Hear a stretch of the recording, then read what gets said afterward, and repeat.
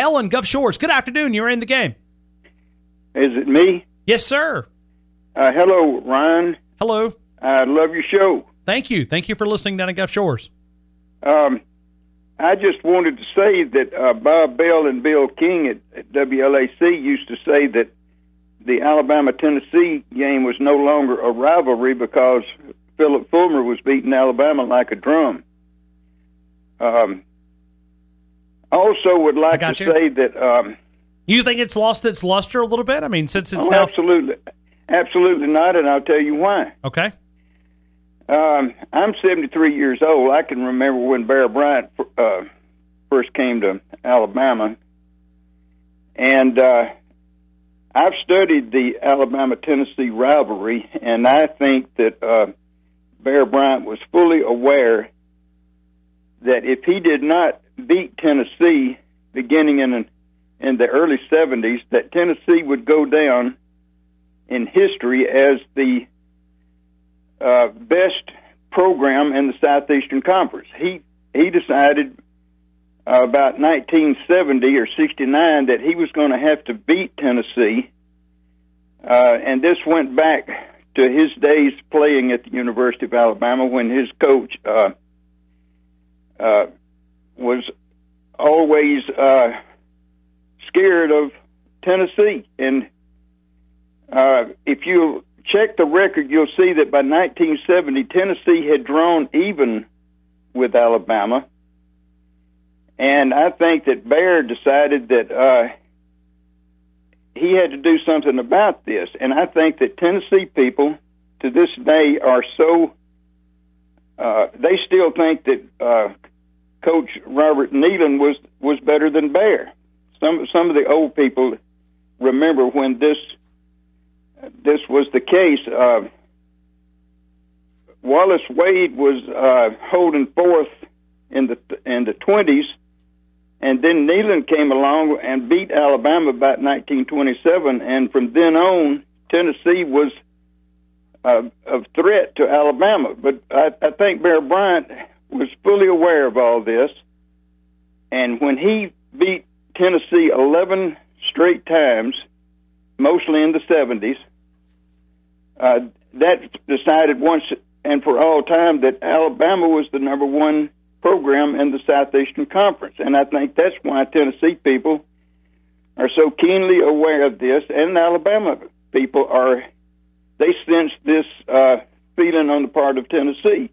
So I think that the rivalry, regardless of the fact that it goes in cycles like this, where one team will go for, say, 11 games on a win streak, and then it is turned the other way. This rivalry is why I think Bear Bryant felt so strongly about beating Tennessee. He thought this was a harder rivalry than Alabama. Dale, good afternoon. You're in the game. Hey, Ryan. How's it going, man? I'm great. Rocky Top week, man. Rocky Top. There's nothing like it. I don't think this rivalry's lost any of its luster. This is one of the greatest rivalries in college football, and I guarantee you around 2:30 come Saturday, you'll see that. It's a great rivalry to me now. 99th meeting between the Crimson Tide and the Volunteers from K-Town. JR, you're next. You're inside the game. The rivalry thing is this to me. I'm Auburn. I just Auburn's the biggest rival to me. I mean, I'm not saying I have any liking for Tennessee, which I mean, I have a distaste for Orange just because of them. But anyway, I just want to get that in and make it real short because I'm in a waiting room. Everybody's kind of close knit here. So, well, maybe you should give him a roll tide, JR. I will. I will roll tide. Liven up the waiting room a little bit. Yeah. Anybody else want to say roll tide? They don't even know They don't even know what's going on. Okay. Anyway, thanks very much. Okay, JR. Have a great afternoon. Likewise. Pat, good afternoon. You're in the game. Hey, Ryan, I hate Tennessee because Coach Bryant told us we're supposed to hate Tennessee. He said he drug a broke leg for 3 quarters against Tennessee and still beat Tennessee bad. And he hated Tennessee. I hate all shades of orange. That Florida orange, Clemson orange, Tennessee orange, Texas orange. We hate all shades of orange now. And but I wanted to tell you that I hated them because Coach Bryant said we're supposed to. How about that? It's hard to disagree with that. Robbie, North Carolina. Good afternoon, Robbie. You're in the game. Man, I hate Tennessee because I can't stand that dang song. You don't like Rocky Top's the one. Every time I hear it, it made me want to throw up. And I can imagine living up in Cherokee, North Carolina, you probably hear that song a little too often. My brother-in-law is a Roll Tide fan, and my sister is a UT fan, so it's, we hear it too much. Josh, good afternoon. You're in the game. What's going on, Ron? You doing all right? I'm very well, thank you. Well, you talking about hate Tennessee. I got a few buddies that I graduated with that ended up at going to Tennessee for college, so that adds to the hate. But I guess it all really stems from old Fat Phil, so that's the biggest hate for Tennessee I have, and just the color orange in general. So, I mean, well, and I think that's been a pretty much consensus today. Is Philip Fulmer? Absolutely. I mean, he's the secret witness. I mean, is the biggest joke of. I mean, that was the biggest joke of all. Terry in Tuscaloosa. Good afternoon, Terry. You're inside the game. Well, I'm so happy to hear that you're going to Rocky Top to watch us beat some hillbillies. So it will be a lot of fun. That makes me happy. Are you heading out early Friday morning? No, I'm going to head out after the show. I'm going to do the show here, and then I'm going to head up. So. Oh man, you're going to be pushing yourself. You're going to be tired time you get up there late. No. Come on. I mean, I'm young. I'm going to make it. I'm actually going to stay in Cleveland on Friday night. So we're going to make it about 4 hours, 3.5, and then so we'll quit about 10, and then we'll get up and drive the other hour in. So. I mean, I don't want to stay in Knoxville on Friday night. Are you? I mean, is that where you're staying? Yeah, we're staying downtown, close to the stadium where we don't have to worry about a place to park for the game Saturday. Gotcha.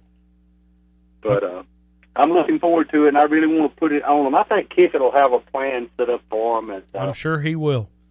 Because we didn't score a lot of points against him last year, and he's probably still a little upset at himself for that. And the way A&M moved the ball up and down the field, I just think Alabama will have an easy time of scoring on them.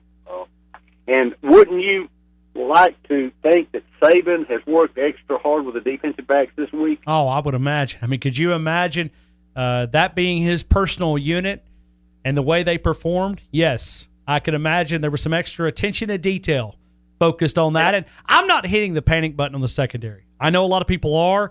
But I think a lot of times they were out on the field a long time, and a lot of plays from the SEC officials went the other way, and I think it kept them on the field quite a bit. I mean, how many first downs do they get off of penalties? Quite a few. And I'm hearing on ESPN they're saying that Josh Dobbs is not as accurate as Chad Kelly or the Allen kid at Arkansas. So no, he's not. I mean, he's improved. But he's still a guy that is really he's a one read and done. I mean, if you look at it, I mean, he'll look at one read and then he's done, and then he's going to bail on you. Now he can beat you with his feet, though.